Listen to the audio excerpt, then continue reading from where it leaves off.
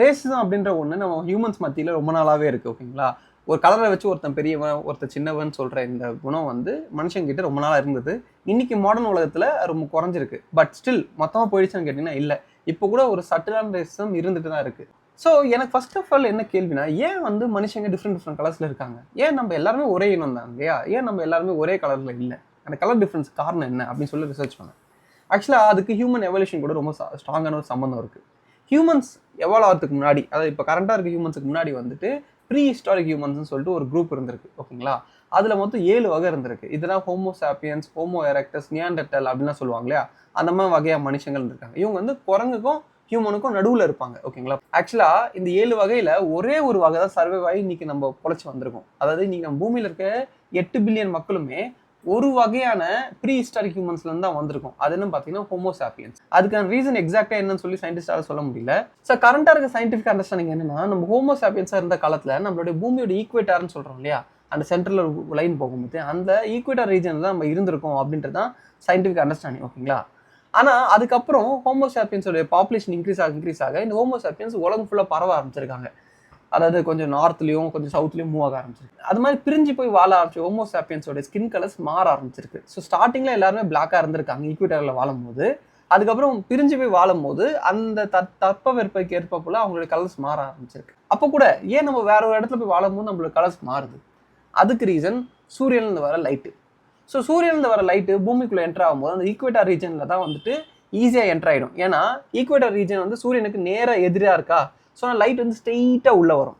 ஆனால் இதுவே கொஞ்சம் மேலே நார்த்து போலோ சவுத் போலோ எடுங்களேன், அது ரொம்ப கிராஸாக இருக்கும். ஓகேங்களா? அந்த வளைவில் இருக்கிறதுனால சூரிய லைட் வந்து நிறைய அட்மாஸ்பியர் கூட இன்டர்ஃபியர் ஆகி தான் வந்துட்டு south polio north polio reach பண்ணும். ஸோ நம்ம ஈக்குவேட்டரை விட்டு தள்ளி எவ்வளோ போகிறோமோ அந்த அளவுக்கு சூரிய ஒளி நம்ம மேலே படுறதோட இன்டென்சிட்டியும் குறையும். ஓகேங்களா? சூரிய ஒளியில் யூவி அல்ட்ரா வயலட் லைட்னு ஒன்று கலந்து வரும். இந்த அல்ட்ரா வயலட் லைட்டு நம்ம மேலே டேரெக்டாக படும்போது அதிகமாக படும்போது நமக்கு கேன்சரோ நமக்கு நிறைய வகையான ஹெல்த்தி ப்ராப்ளம்ஸ் வர வாய்ப்பு இருக்குது. ஸோ ஈக்குவேட்டரில் தான் சூரியனோட இன்டென்சிட்டி ரொம்ப அதிகமாக இருக்கனால இந்த ஈக்குவேட்டரில் வாழ்ந்த மக்களுக்கு வந்து அவங்க ஸ்கின்னுக்கு ஒரு எக்ஸ்ட்ரா ப்ரொடெக்ஷன் தேவைப்பட்டது. ஓகேங்களா? இந்த யூவி லைட்லேருந்து அந்த ப்ரொடெக்ஷனோடைய கெமிக்கல் பேர் தான் மெலனின். நம்ம உடம்பே அதை உருவாக்குச்சு. இந்த மெலனின்ல என்ன ஒரு விஷயம்னா, அது இந்த யூவி லைட் நல்லா ப்ரொடெக்ட் பண்ணும். யூவி லைட்டில் நம்ம உடம்பு மேலே பட்டாலும் அது நம்ம உடம்பு எதுவும் பண்ணாத அளவுக்கு ப்ரொடெக்ட் பண்ணும். ஆனால் அதோடைய கலர் வந்து கருமையான கலரில் இருந்திருக்கு, இந்த கெமிக்கலோடைய கருமையான கலர்.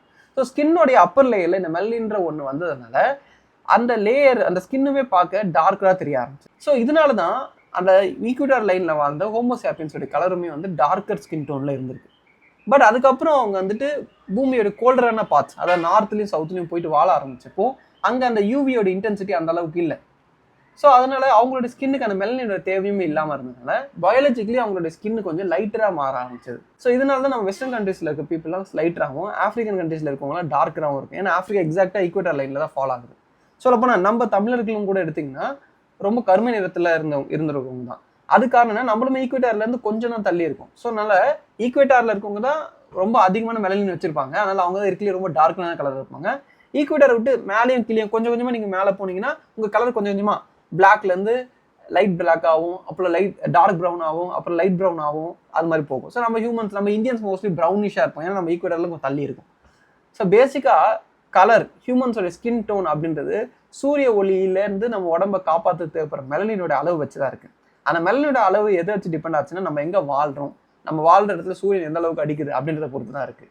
அதில் இருக்க கலருக்கும் நம்ம மூளைக்கோ இல்லை நம்மளுடைய திறனுக்கோ எந்த ஒரு சம்மந்தமும் கிடையாது. சொல்லப்போனால் மெலனின் அதிகமாக இருக்கவங்களுக்கு பயாலஜிக்கலாக ஒரு அட்வான்டேஜ் இருக்குது. ஏன்னா அவங்களுக்கு வந்து யூவிலேருந்து நேச்சுரலாகவே ப்ரொடெக்ஷன் கிடைக்குது. ரொம்ப வெள்ளையாக இருக்குங்களா நீங்கள் கூட கேள்விப்பட்டிருக்கீங்க. நான் இப்போ பார்த்தாலும் சன்ஸ்கிரீன் போடுவேன், பீச்சுக்கு போனால் சன்ஸ்கிரீன் போடுவேன் இப்படிலாம் சொல்லுவாங்க இல்லையா. அது ரீசன் என்ன, அவங்களால வந்து டேரெக்டாக சன்னில் ரொம்ப நாள் இருக்க முடியாது. சொல்லப்போனால் லைட் ஸ்கின்னாக இருக்கவங்களுக்கு அது ஒரு டிஸ்அட்வான்டேஜே கூட. நம்ம சுற்றி இருக்க எல்லா விஷயத்தையும் நம்ம சயின்டிஃபிக்காக அப்ரோச் பண்ணால் அது உண்மைத்தன்மை நமக்கு கிளியராகவே தெரியும். அதுக்கு இந்த ரேசிசமும் ஒரு நல்ல ஒரு எக்ஸாம்பிள். பேசிக்காக ரேசிசம்ன்றதே ஒரு இல்லாஜிக்கலான ஒரு ஃபேக்கான கான்செப்ட் தான். ஓகேங்களா? ஆல்சோ நம்ம ஏஎன்எஸ் சேனலில் போடுற கண்டென்ட்ஸ்லாம் உங்களுக்கு ரொம்ப பிடிச்சிருக்கு, ஏதோ ஒரு வகையில் சேனலை சப்போர்ட் பண்ணணும்னு நினைக்கிறீங்க அப்படின்னா நீங்கள் பெய்டு சப்ஸ்கிரைபராக மாற முடியும். அதுக்கான ஆப்ஷன் ஃபேஸ்புக், இன்ஸ்டாகிராம், யூடியூப் மூணுத்துலேயுமே இருக்குது. அந்த சேனலுக்கு ரொம்ப ஹெல்ப்ஃபுல்லாக இருக்கும். அண்ட் இது போல் நம்ம சுற்றி இருக்க எல்லா விஷயங்களுடைய சயின்டிஃபிக் எக்ஸ்பிளேஷனை தெரிஞ்சுக்க நம்ம ஏஎன்எஸ் சேனலை மறக்காமல் ஃபாலோ பண்ணுங்கள். அடுத்த வீடியோவில் சந்திக்கிறேன். தேங்க்யூ.